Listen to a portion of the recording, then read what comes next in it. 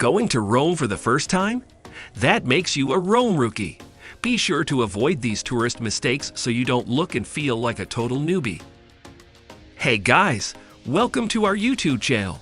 In this video, we will tell you about the top 10 tourist mistakes to avoid in Rome, Italy.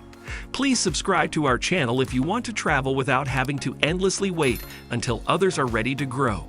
Now let's get started. Mistake number 10. Expecting air conditioning. Americans love air conditioning. Italians do not. In fact, we've heard multiple locals say that AC causes bronchitis. So don't expect to walk inside to cool off unless you're hitting up a grocery store. Actually, the insides of restaurants are often warmer than the outside, which is partially why so many Italians eat outside. This can be true of lodging as well. Not everywhere is equipped with air conditioning, and the places that do have it often have wall units that struggle to keep up. So before your trip to Rome, adjust your thermostat a bit higher to try and acclimate before you arrive. And while you're here, use churches and grocery stores strategically to cool off during the day. Mistake number 9. Not wearing comfortable shoes. It's unavoidable. You're going to be doing a lot of walking in Rome, Italy. In fact, at the end of the day, if you check your pedometer, you're going to have no trouble reaching your 10,000 steps. But here's the thing. Skip the cute sandals, skip the high heels, skip the flip-flops because they just weren't made for the cobblestones and uneven streets of Rome.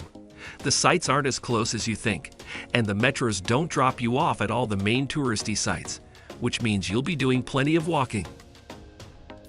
Mistake number 8. Expecting public transport to run on time. Rome is beautiful and charming and full of food that will overwhelm your taste buds. But no one's in a rush here, and this place isn't exactly known for its promptness. So when you come, just be prepared for adventure and expect everything to take longer than you think. Metros typically run every 5 to 10 minutes, and trains will often alert you if they're going to be delayed. But as for the buses, who knows? Sometimes you literally might arrive faster if you just walk. Mistake number 7. Not looking both ways before crossing the street. The Italians have a really rigorous driving test, but they aren't known for being the best drivers in the world. In fact, here the road rules are kind of more like suggestions, and we have this theory that the Roman drivers don't really want to run you over. But they might, especially if they're in a rush and not really paying attention. A lot of drivers, especially taxis, will do anything to either beat you through a crosswalk or arrive just after you pass. Basically, whatever they can do to avoid coming to a complete stop. So you don't want to cross the streets here without paying attention, but you can't be too passive either. So when you're ready to cross the street, make your intentions known, make eye contact with the driver, and then walk across the street with confidence. Mistake number 6. Trying to take pictures at tourist spots during midday. Imagine that it's hot, sunny, and crowded with hundreds, if not thousands, of sweaty tourists. And that's pretty much every single site, every single day during peak season in Rome. You might be thinking, how can this be a mistake? How else am I going to see all these sites? Our best advice is to go early in the morning or late at night if you want a great photo or just the opportunity to sit and take in the setting. Italians typically aren't morning people, and neither are tourists. So the early mornings, especially before 8 a.m., have less people and it's cooler. Also, consider visiting places like the Colosseum after they've closed for the day. Not only are there less people lingering around, but Rome is so charming when it's lit up at night. Mistake number 5. Not pre-booking for the major sites. One of the best things about amusement parks is riding the roller coasters, but one of the worst things about amusement parks is waiting in long lines. And the same thing is true in Rome. Nothing is worse than waiting all afternoon in the heat of the sun in this long tourist line. So avoid this mistake by booking your entry times or your tickets in advance.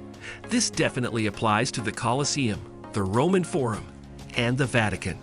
But it's worth checking online to see if you can pre-book for any of the sites that you want to visit.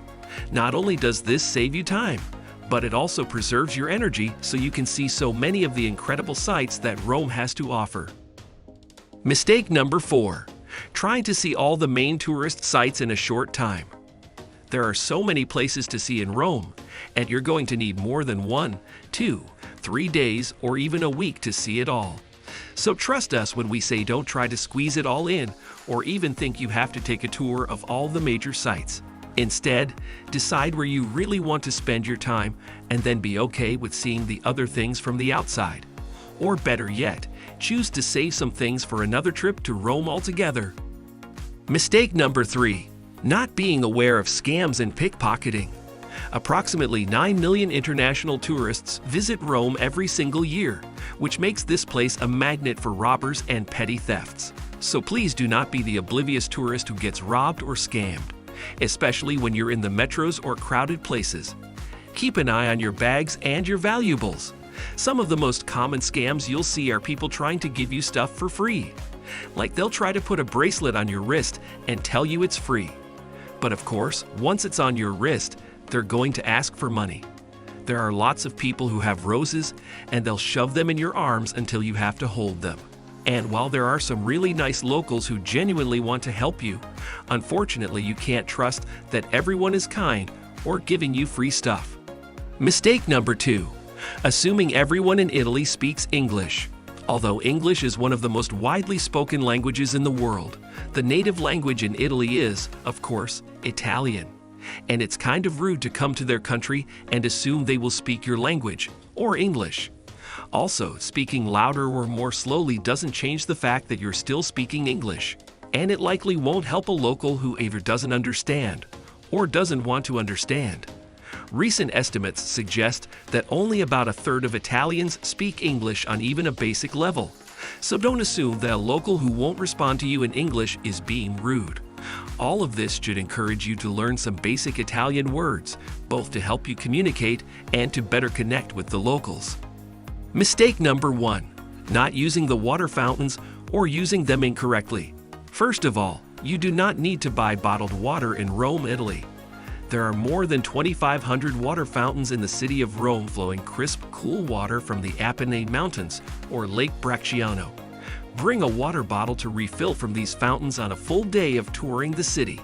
But even if you don't have a water bottle, you can still refresh yourself. Don't bend over to sip from the fountain like a dog. Instead, plug the spout with your hand and the water will spring up from a hole on the top, resembling most modern-day water fountains.